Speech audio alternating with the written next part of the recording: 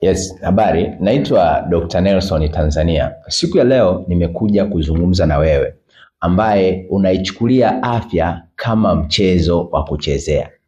Tunaishi mara moja, tunakufa mara moja. Sasa kipindi ambacho umepewa nafasi ya kuishi, hebu hakikisha unaishi kwa furaha. Hakikisha unaishi kwa amani. Hakikisha unaishi kwa kutimiza ndoto zako. Lakini afya yako ikiwa na shida, hauwezi kutimiza kile ambacho unahitaji kukitimiza kwenye maisha yako. Kwa nini nasema hivyo? Watu wengi wanachukulia hiki kitu kawaida sana. Kuna kitu kinaitwa seli ya mwili wako. Yaani nazungumza seli ya mwili wako. Nitawakumbusha kidogo, tunaposema seli tunamaanisha nini? Seli by definition huwa tunasema ni basic unit of life, kwamba ni msingi wa maisha yako. Kwa hiyo huo mwili ambao unauona umejengwa na seli.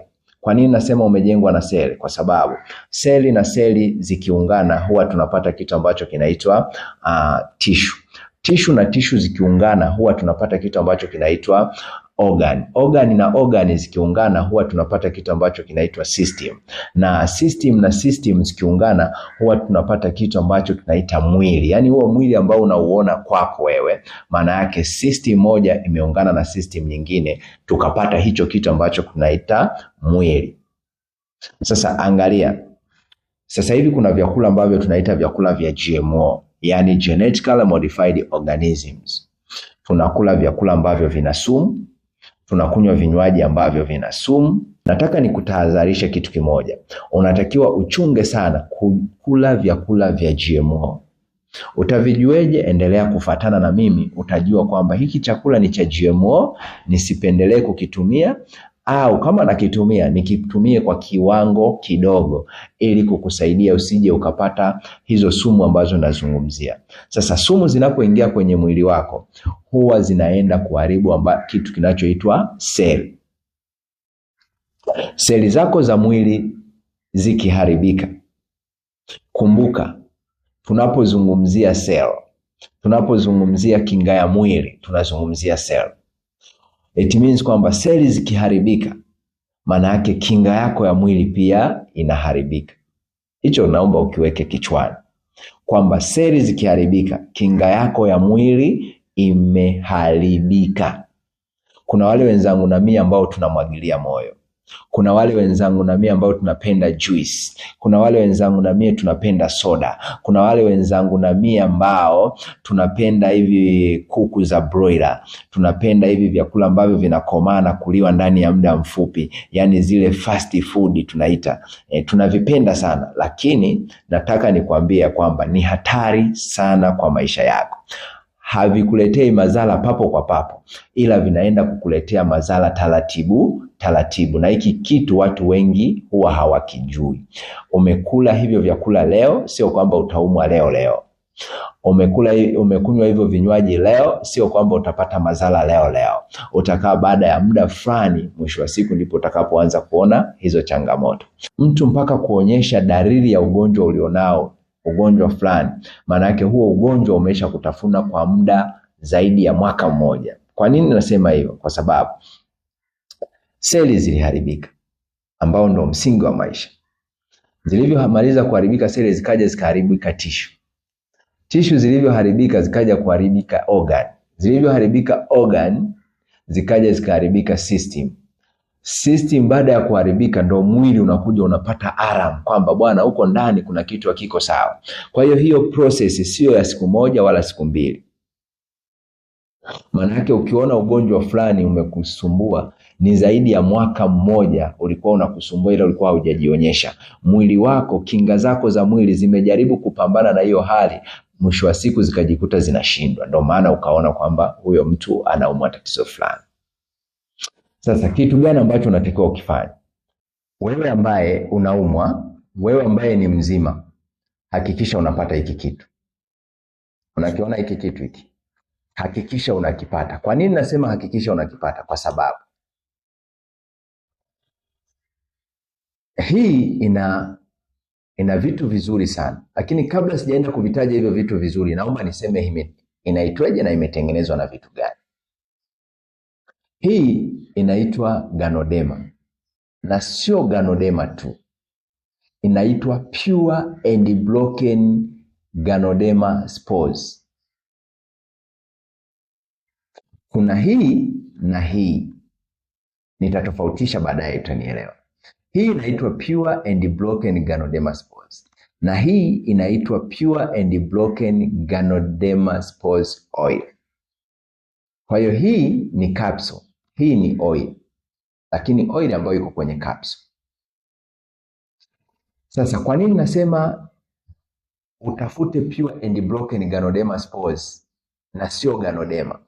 Kwa sababu hii ulichukuliwa uyoga ukavunjwa.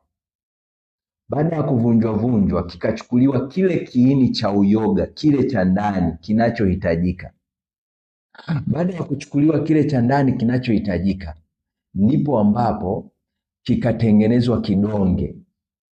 Ndio maana likapatikana jina la pure and broken Ganoderma spores. Weka nukta hapo. Hiyo ni sababu ya kwanza kwa nini utafute hii. Sababu ya pili, teknolojia iliyotumika kuiandaa hii ni teknolojia ya hali ya juu, yani yenye grade A. Hiyo ni sababu ya pili. Sababu ya tatu, hii ni organic. Ni nini? Ni organic. Maana yake haijaongezwa kemikali ya aina yoyote.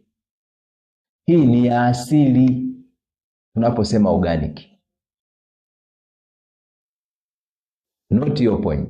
Point nyingine ya 4 ni kwamba ni nani GMO. Haijatengenezwa kwa kubadilisha DNA, yani vinasaba. Ni natural, yani kilichoko humu ni kile ambacho kinahitajika kwenye mwili wako na mwili wangu pia. Sababu ya 5,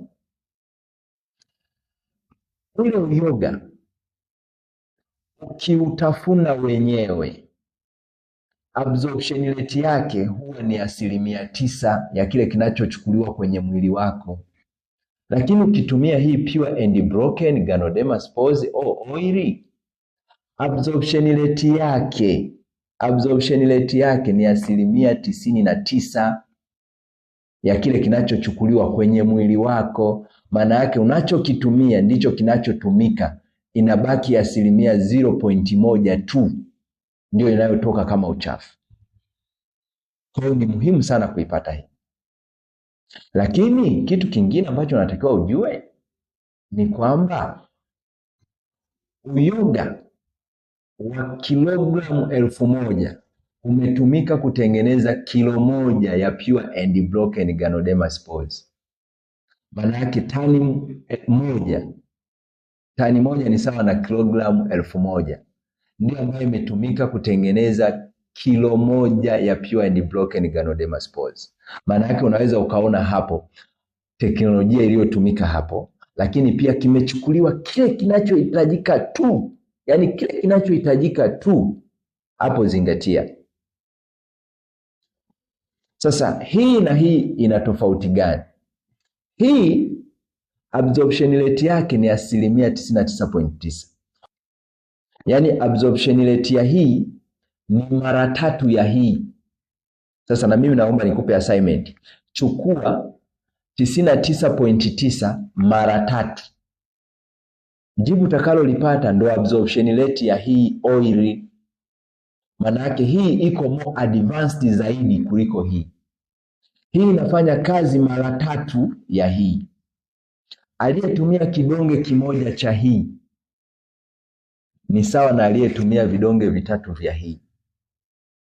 Sasa hizi zote zinatumika sawa, kwamba hii ni 2 mara 1 kwa siku, hii ni 2 mara 1 kwa siku. Kwa hiyo aliyemeza vidonge 2 vya hii, aliyemeza vidonge 2 vya hii ni sawa na aliyemeza vidonge 6 vya hii. Na utakuja kugundua hata kwenye bei zinatofautiana. Hii utaipata kwa shilingi 450,000.